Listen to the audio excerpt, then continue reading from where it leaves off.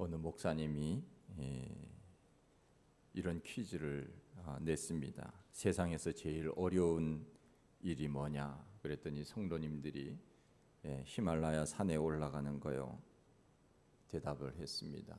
또 돈 버는 거요. 자식 키우는 거요. 목사님이 아닙니다. 대머리에 핀 꼽는 겁니다. 그렇게 이야기를 했답니다. 그 목사님이 대머리였거든요. 제가 머리에 모자를 하나 썼습니다. 어제부로 모자를 하나 썼는데 양해를 바랍니다. 어떤 철학자는 인생에는 5가지가 없다고 말합니다. 어렸을 때는 철이 없고, 젊었으면 정신이 없고, 중년이 되어서는 시간이 없고, 늙어서는 힘이 없고, 죽어서는 아무것도 없다. 그렇게 말했습니다. 맞는 말인 것 같습니다. 사람이 태어날 때는 2 주먹을 쥐고 나옵니다. 그러나 죽을 때는 2 손을 펴고 죽습니다. 자기가 안 펴면 남이 억지로 펴줍니다. 세상에 나올 때는 무엇을 가지려고 움켜쥐고 나온다는 것입니다. 그러나 세상을 떠날 때는 아무것도 가지고 가지 못합니다. 그런데 우리는 하나님을 믿는다고 하면서도 너무 세상의 마음을 빼앗기고 살 때가 많습니다. 늘 하나님을 앞세우고 살아야 우리가 잘 사는 것이고 하나님이 기뻐하시는 것인데, 우리는 세상적인 것에 마음을 빼앗겨서 하나님을 기쁘시게 하지 못하고 살 때가 많습니다. 세상에 대한 욕심을 버리지 못하기 때문에 그렇습니다. 우리는 하나님을 믿는 사람으로서 하나님에 대한 욕심을 내야 됩니다. 우리의 하나님은 모든 것을 가지고 있지 않으십니까? 그러기에 우리는 하나님 편에 서야 됩니다. 이 세상에서도 잘 나가는 사람 편에 서려고 얼마나 애를 많이 씁니까? 좀 더 내가 무엇인가를 얻고자 잘 나가는 사람에게 줄을 서서 이 세상을 살면은 나에게 유익이 있다고 생각을 하니까 그렇게 사는 것 아닙니까? 나쁜 것은 아니지만 그만큼 우리는 하나님은 이 세상의 그 어떤 사람보다 모든 것을 가지신 분, 이 세상의 모든 것의 주인이신 분, 그렇다면 우리는 하나님 편에 서야 합니다. 그래야 하나님이 은혜를 주시는 것이 아닙니까? 내가 하나님을 위해서 좀 더 욕심을 내야지, 영적인 욕심을 내야 됩니다. 세상적인 욕심에 빠져 있으면 하나님을 멀리하게 됩니다. 영적인 욕심, 내가 예배를 더 잘 드려야지, 내가 하나님께 더 사랑을 받아야지. 성경에 나오는 사람 중에 야곱이라고 하는 사람이 있습니다. 우리가 잘 아는 사람이지. 야곱은 나쁜 사람입니다. 형을 속였습니다. 아버지를 속였습니다. 그리고는 자기가 삼촌에게 또 속임을 당하지요. 어찌 보면은 참 약삭빠르고 이기적이고 탐욕적인 그러한 부분들이 많이 있었습니다. 그러나 야곱의 장점이 뭐냐? 야곱의 장점은 하나님이 모든 것을 가지고 있기 때문에 나는 하나님이 주시는 저 복을 내가 가지고야 말겠다고 하는 그 하나님에 대한 복이 있었습니다. 하나님에 대한 욕심이 있었습니다. 그러기에 야곱이 우리들에게 때로는 나쁜 사람으로 비춰질 수도 있지만은, 그러나 하나님에 대한 그 욕심 때문에 야곱은 오늘날 믿음의 족장이 되지 않았습니까? 아브라함, 이삭, 야곱, 그렇게 대를 이어가면서 믿음의 거장으로 우리 마음속에 있는 것 아닙니까? 우리가 때로는 세상의 욕심에 마음을 빼앗겨 살 때도 있지만, 그러나 빨리 깨닫고 내가 하나님 앞에 더 욕심을 내야지, 내가 예배 생활을 더 잘해야지, 내가 믿음으로 서야지, 내가 주님을 위하여 더 열심히 살아야지, 봉사하고 하나님을 기쁘시게 하면서 살아야지, 그런 마음으로 살 때 하나님이 우리들에게 은혜를 주시지 않습니까? 하나님은 우리가 세상의 마음을 빼앗겨 사는 것을 원하지 않으십니다. 하나님은 우리들에게 어떻게 하든지 은혜해 주시기를 원하신다 하는 것입니다. 심지어 우리 속에 계신 성령님께서는 우리가 은혜를 받지 못하면 탄식하신다고 하셨습니다. 하나님의 은혜는 인생을 가치 있고 행복하게 만들어주는 것, 이것이 바로 하나님의 은혜입니다. 하나님의 은혜가 우리 가운데 임하면 우리는 살아가는 것이 기쁩니다. 행복합니다. 감사가 넘치는 것입니다.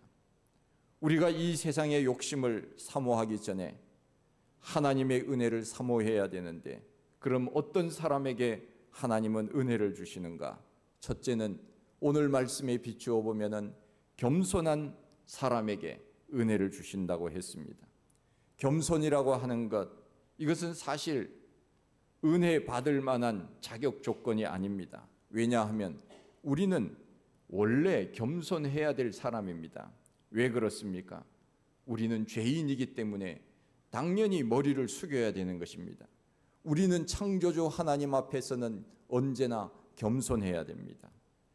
그런데 우리가 마치 하나님을 뛰어넘은 것처럼 교만하여 머리를 꼿꼿하게 세우고 등을 뒤로 제치고 하나님 없이도 나는 살아갈 수 있어, 하나님이 어디 있어, 그러면서 교만한 사람들이 있습니다. 벌을 받을 사람들입니다. 하나님은 우리들에게 겸손한 자에게 은혜를 베풀어 주시고 교만한 자는 물리치신다고 했습니다. 우리 예수님의 마음이 어떤 마음입니까? 마태복음 11장 27절 이하에 나는 마음이 온유하고 겸손하다. 우리 예수님의 마음은 두 가지 마음입니다. 온유와 겸손입니다. 우리의 하나님의 마음은 어떤 마음이냐? 하나님의 마음은 사랑의 마음이에요. 요한일서 4장에 하나님은 사랑이시라. 하나님의 성품은 사랑이시고 예수님의 성품은 온유와 겸손입니다. 그러기에 우리는 그 하나님의 사랑의 마음, 예수님의 온유와 겸손의 마음을 닮아가는 것, 이것이 바로 성숙한 그리스도인으로 살아가는 사람들이 아니겠습니까? 미국의 사상가요 독립운동가였던 벤자민 프랭클린이라고 하는 사람이 있었는데 젊었을 때 이웃집에 놀러 갔습니다. 그런데 기둥에 그만 머리를 찍고 말았습니다. 그 집에 들어가기 전에 그 집주인이 분명히 이야기를 했습니다. 머리를 숙이세요. 머리를 숙이고 문으로 들어오셔야 됩니다. 그렇지 않으면 안 됩니다. 분명히 얘기를 했는데 잊어먹고 그냥 꼿꼿하게 머리를 들고 들어가다가 머리를 찧은 것입니다. 이때부터 프랭클린은 그의 삶의 좌우명을 이렇게 적었답니다. 머리를 숙이세요. 그렇지 않으면 이마가 깨집니다. 이것이 그의 좌우명이었어요. 언제나 머리를 숙이세요. 그렇지 않으면 머리가 깨집니다. 그렇습니다. 우리가 사람 관계를 생각을 해봐도 쉽게 알 수 있지 않습니까? 교만한 사람은 가까이 가기가 어렵습니다. 아, 저 사람은 교만한데 내가 저 사람에게 가서 괜히 욕이라도 얻어먹으면 어떡해, 무시라도 당하면 어떡해. 교만한 사람 앞에는 잘 가고 싶은 마음이 없습니다. 언제나 우리는 겸손함으로 내가 부족하다 생각하고, 옛날에는 어른들을 대할 때 어떻게 대했습니까? 어른들을 대할 때는 눈을 마주치지 못했다고 합니다. 위에서 세 번째 단추를 보면서 어른들 앞에 섰다고 했습니다. 그리고 늘 두 손을 모으고 어른들 앞에 이야기를 들었습니다. 두 눈을 맞추기가 어려웠던 그런 시대가 있었지만, 지금도 뭐 그렇게 하라는 것은 아니지만, 그러나 어른들 앞에 설 때는 겸손하게, 최고의 어른은 우리 하나님 아니십니까? 그러기에 우리는 언제나 하나님 앞에서 겸손하면 하나님께서 우리들에게 은혜를 베풀어 주신다 하는 것입니다. 그 겸손의 표현이 뭡니까? 하나님, 나는 죄인입니다. 나는 부족합니다. 하나님, 나에게 은혜를 베풀어 주십시오. 언제나 머리를 조아리고 겸손함으로 하나님 앞에 서면 하나님은 겸손한 자에게 은혜를 주시고 교만한 자를 물리치신다고 하셨으니 우리가 은혜를 받는 것 아니겠습니까? 성경을 보더라도 진짜 겸손한 사람은 자신이 아무것도 아니라고 생각하는 사람이 겸손한 사람입니다. 다윗을 보십시오. 시편 22편 6절에 보면은 다윗은 이렇게 자기 자신을 표현합니다. 나는 벌레요 사람이 아니라 사람의 회방거리요 백성의 조롱거리니이다. 이렇게 고백을 했습니다. 다윗이 어떤 사람입니까? 다윗은 한 나라의 왕으로서 그야말로 존경을 받고 전쟁에 능한 그러한 사람이 아니었습니까? 그런데 자기 자신을 하나님 앞에 비추어 보니까 나는 아무것도 아닙니다. 나는 벌레요 사람이 아니라 회방거리고 백성들의 조롱거리니이다. 그렇게 겸손하게 하나님 앞에 고백을 합니다. 바울도 디모데전서 1장 15절에 이렇게 고백하지 않습니까? 나는 죄인 중에 괴수입니다. 그렇게 고백을 합니다. 바울은 그야말로 자기 자신을 잘 알았던 사람이지요. 예수 믿는 사람을 죽이는 일에 앞장섰고 스데반이 죽는 일에 최일선에 서서 돌을 던지는 그런 사람이었습니다. 그러나 회개하고 난 다음에 자기 자신을 돌아보니 내가 죄인 중에서 최고 죄인이구나. 죄인 중에 괴수구나. 그러면서 겸손하게 자기 자신을 깨닫지 않습니까? 우리가 이 세상에서 갈등과 다툼은 어디서 일어납니까? 바로 교만에서 일어납니다. 물이 낮은 대로 흐르듯이 하나님께서는 겸손한 자에게 은혜를 흘려 보내시는 것입니다. 절대로 교만한 사람에게 하나님은 은혜를 주시지 않습니다. 하나님, 저는 약합니다. 저는 부족합니다. 저는 죄인입니다. 그런 사람에게 하나님은 은혜를 주시는 것입니다. 둘째는 7절에 보면은 복종하는 자에게 은혜를 주신다고 했습니다. 순종이라고 하는 것은 어찌 보면 우리말 표현에는 자율적인 것이지만 복종은 강제적인 것이 있기는 합니다. 그러나 우리의 하나님 앞에 복종하는 것이 뭐가 어렵습니까? 억지로 하는 것보다 하나님은 모든 것을 가지신 분이시니까 하나님 앞에 복종하는 것이 오히려 우리들에게 기쁨이 되지 않겠습니까? 왜요? 하나님 앞에 복종하면 내가 은혜를 받는데 좋은 것을 주시는데 왜 그것을 거절하시는 것입니까? 우리가 하나님과 동등입니까? 결코 그렇지 않습니다.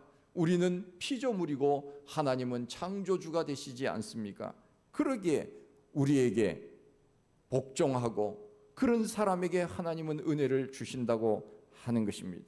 신명기 28장에 보면은 복과 저주가 나와 있지 않습니까? 내가 내 하나님 여호와의 말씀을 삼가 듣고 내가 오늘날 내게 명한 것을 지키면 내 하나님 여호와께서 너를 세계 모든 민족 위에 뛰어나게 하실 것이고 내가 내 하나님 여호와의 말씀을 청종하면 이 모든 복을 내게 더할 것이다. 너가 성읍에서도 복을 받고 들에서도 복을 받고 내 몸의 소생과 토지의 소생과 짐승의 새끼와 우양의 새끼와 내 광주리와 떡반죽 그릇까지 복을 받을 것이다. 여호와의 말씀에 청종하면 복종하면 하나님께서 우리들에게 복을 주신다. 그 복이 바로 은혜지요. 하나님이 은혜 주시지 않으면 안 된다는 것입니다. 우리들은 언제나 하나님 말씀에 청종해야 됩니다. 하나님 말씀을 듣고 따라야 되는 것, 이것입니다.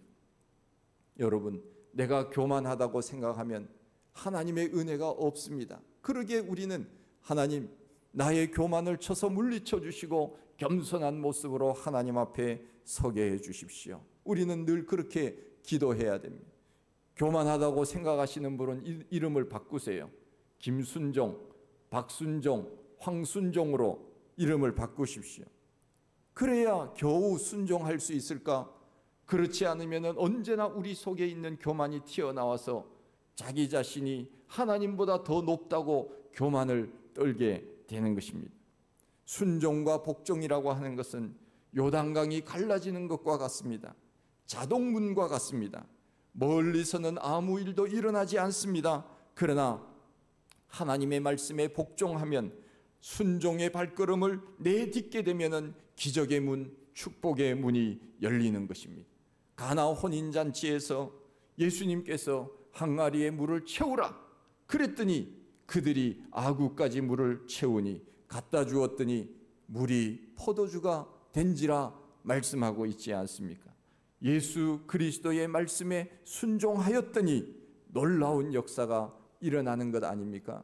순종하고 복종하면 하나님의 은혜가 우리 가운데 넘쳐나는 것입니다. 나는 못해요. 나는 안 해요. 나는 내 생각대로 할래요. 그래서 오늘 여기 안 나온 거예요. 다 딴 길로 간 거예요. 예배 드리지 않고 세상 가운데 살고 있는 거예요. 우리가 하나님 앞에 복을 받고 싶다면, 은혜를 받고 싶다면 우리는 언제나 하나님 말씀을 지켜야 됩니다. 구약 성경에는 안식일을 지키지 않으면 돌로 치라고 얘기합니다. 그러기에 오늘날 주일은 바로 예수님이 부활하신 그날을 지키는 날 아닙니까? 우리는 주일을 지킴으로 하나님이 살아계신다는 것을 우리는 행동으로 고백하는 것입니다. 이것이 아무것도 아닌 것이 아닙니다. 주일을 한번 빼먹는 것이 아무것도 아닌 것이 아니고 내 신앙의 고백을 하나님 앞에 드리는 거예요. 나는 하나님이 창조주라고 하는 것을 믿습니다. 나는 하나님이 나의 주인이라고 하는 것을 믿습니다 하면서 내 시간을 내려놓고 하나님 앞에 나와 내 시간은 아니지만 하나님 앞에 시간을 드리는 것, 이것은 우리의 행동으로 신앙을 고백하는 것입니다. 이것보다 더 좋은 시간이 있고 더 좋은 일들이 있고 더 많은 것을 얻을 수 있는 수익이 있다 해도 그것을 포기하고 하나님 앞에 나와 예배드리는 것입니다. 그것이 바로 하나님을 기쁘시게 하는 것이고 하나님의 은혜를 체험하게 되는 것입니다. 할렐루야. 우리는 그런 마음으로 살아야 돼요. 그래야 하나님의 은혜가 임합니다. 아무리 내가 힘써서 노력해 보십시오. 아침 일찍 일어나고 늦게 누워도 수고의 떡을 먹음이 헛되도다 말씀하고 있지 않습니까? 하나님이 폭포수와 같이 은혜를 주셔야 내가 복을 받는 것이지 내가 열심히 일한다고 복을 받는 것이 결코 아닙니다. 우리는 삶의 원칙을 지켜야 됩니다. 하나님 앞에 예배드릴 땐 예배드리고 기도하고 말씀 가운데 살고 그렇게 우리는 살아야 하나님의 은혜가 임하지 않겠습니까? 루터는 이런 말을 했습니다. 나는 기적을 일으키는 사람이기보다는 하나님 앞에 복종하는 사람이 되겠다. 세상에서 가장 위대한 신앙은 하나님 말씀에 복종하는 것이다. 이런 말을 했습니다. 하나님 앞에 쓰임받기를 원한다면 우리는 하나님 앞에 복종해야 됩니다. 하나님의 말씀을 청종해야 됩니다. 순종해야 됩니다. 그래야 하나님의 은혜가 임하는 것입니다. 하나님은 순종하고 그 말씀을 따르는 사람에게 은혜를 베풀어 주시는 줄로 믿습니다. 셋째는 청결한 자에게 은혜를 주신다고 했습니다. 8절에 보면은 하나님을 가까이 하라. 그리하면 너희를 가까이 하시리라. 죄인들아 손을 깨끗이 하라. 두 마음을 품은 자들아 마음을 성결케 하라. 야고보는 예수님의 산상수훈을 풀어서 설명합니다. 하나님을 가까이 하기 위해서 두 가지 조건이 있는데 그것이 바로 손을 깨끗이 하는 것, 마음을 성결하게 하는 것입니다. 마음이 청결한 자는 복이 있나니 저가 하나님을 볼 것이며 말씀하고 있지 않습니까? 우리 마음이 깨끗하고 정결하면 하나님의 은혜가 우리 가운데 임한다는 것입니다.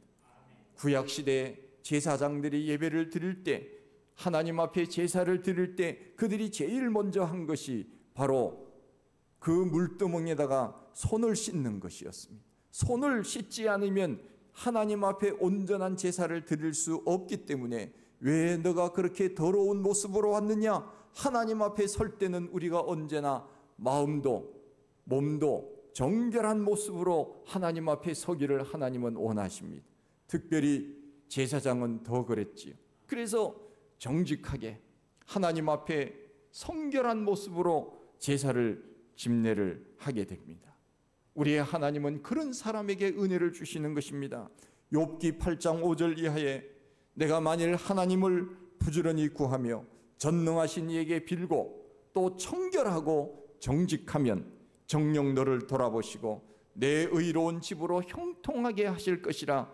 내 시작은 미약하였지만은 내 나중은 심히 창대하리라. 하나님 앞에서 청결하고 정직하면 하나님은 우리를 창대케 하시는 것입니다. 우리는 무조건 처음은 미약했지만은 나중은 창대하리라, 이 말씀만 생각하는데 그 앞에 말씀을 생각해야 돼요. 우리는 하나님 앞에 정결하고 정직하게, 청결하고 정직하게, 그러면 나중이 창대해진다 하는 그 말씀입니다. 하나님은 내가 오늘 하고 있는 모든 것을 다 보고 계시고 알고 계십니다. 하나님은 정직한 자에게 은혜를 베풀어 주시는 것입니다. 청결하고 정직하게 살면 우리는 늘 이런 생각을 합니다. 그러면은 세상에서 손해를 봐, 그런 이야기를 하지요. 그렇습니다. 우리가 정직하게 살고 또 손을 깨끗이 하고 살면 세상에서 손해를 볼 때가 많이 있습니다. 그러나 그것은 세상의 법칙입니다.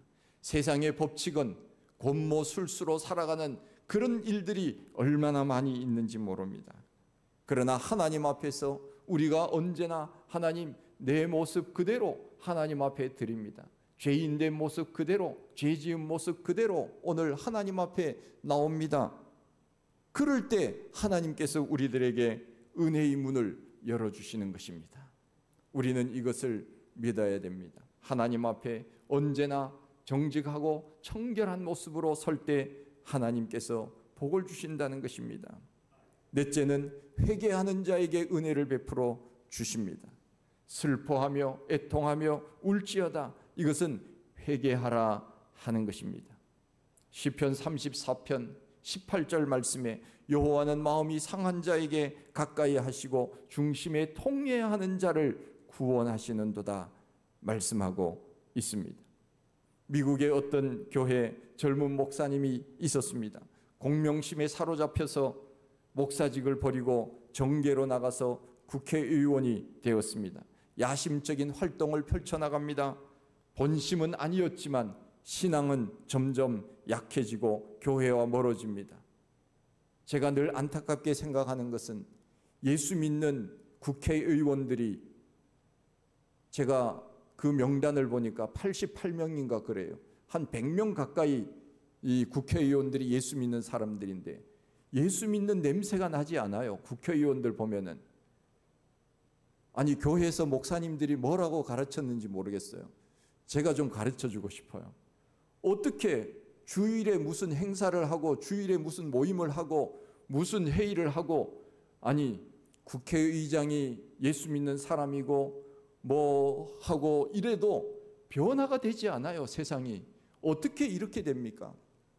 하나님 앞에 정말 자기의 어떤 공명심과 권력, 이익을 위하여 하나님은 없는 것입니다. 처음에는 하나님 말씀대로 잘 하려고 하겠지요. 그러나 시간이 지나면 지날수록 하나님은 저 멀리 사라지고 내 이익만 눈에 보이는 것입니다. 그래서 그 공동체 안에서 빛과 소금으로 살지 못하는 것입니다.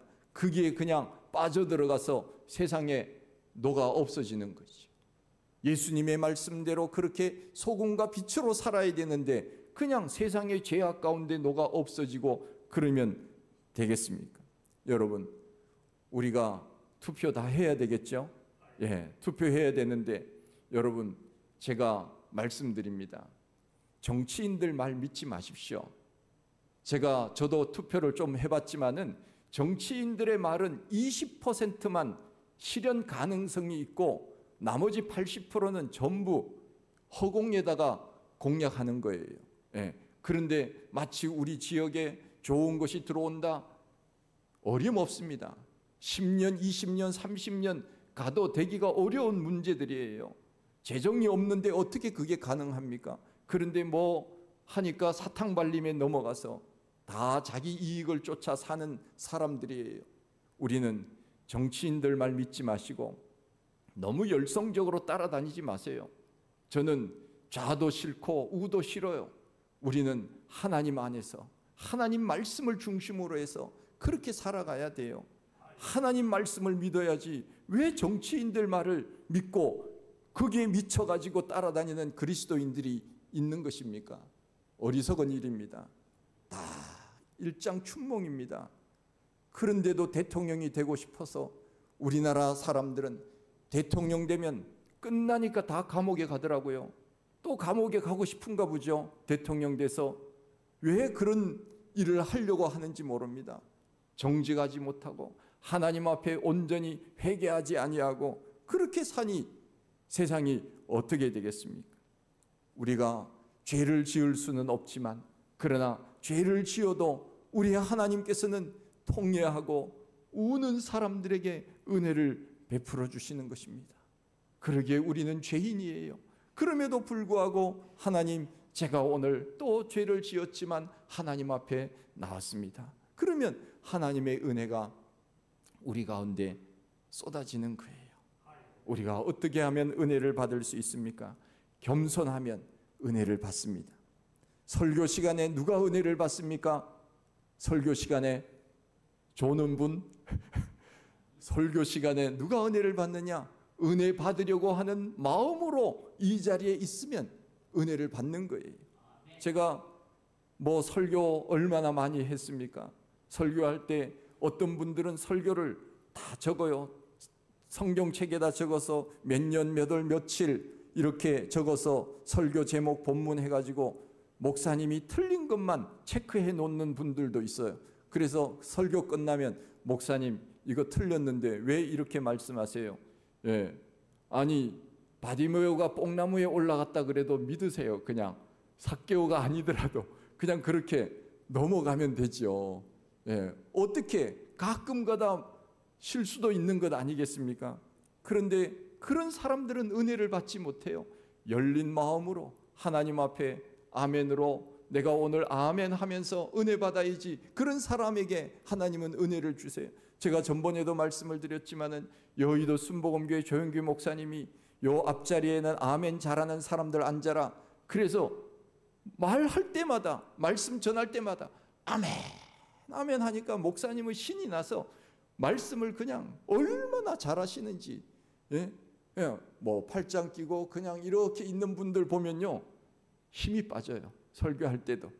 그러나 아멘 하고 그야말로 어미새가 먹이를 가져와서 새끼에게 먹이려고 할 때 입을 아주 크게 벌리는 놈에게 주지 않습니까? 입을 크게 열라 그리하면 채우리라 말씀하시지 않습니까? 그런 사람에게 하나님은 은혜를 주시는 것입니다. 우리가 은혜를 받고 싶다면 하나님 말씀에 청종하고 복종하고 또 손을 깨끗이 하고 하나님 앞에 있는 모습 그대로 하나님 앞에 서면 하나님이 우리들에게 은혜를 주시는 것입니다. 그 은혜를 오늘도 사모하며 우리의 하나님의 놀라운 은혜 가운데 살아가는 우리 모든 성도님들이 다 되시기를 원합니다. 하나님 아버지 감사합니다. 주시는 말씀을 저희들이 묵상합니다. 하나님, 우리는 교만하고 또 오만하고 자만할 때도 참 많습니다. 그럴 때마다 겸손한 마음으로 하나님 앞에 서기를 원합니다. 그리하여 하나님의 은혜가 우리 삶 가운데 넘쳐나게 하여 주시옵소서. 예수님 이름으로 기도하옵나이다. 아멘.